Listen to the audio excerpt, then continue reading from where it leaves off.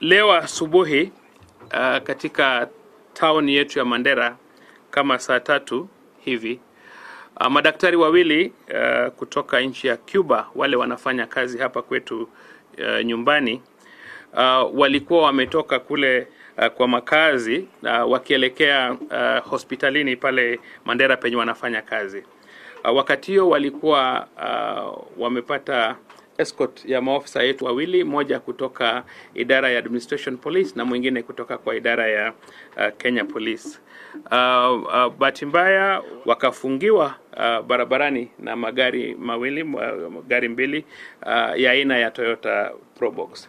Kwa bahati mbaya ule ofisa yetu wa Administration Police alipigwa risasi na akafariki hapo hapo.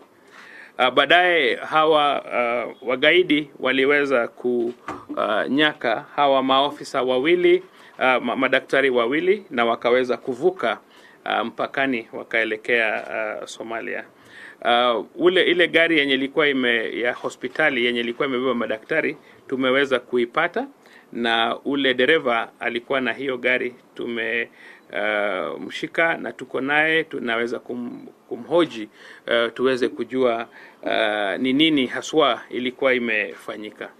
Na kwa sababu hiyo maofisa zetu wote, wale state agencies wote, Kenya Police, Administration Police, maofisa yetu wa jeshi na wale wengine wote wamekuja pamoja na wanaendelea kufuata hawa magaidi katika boda yetu ya Somalia na Kenya.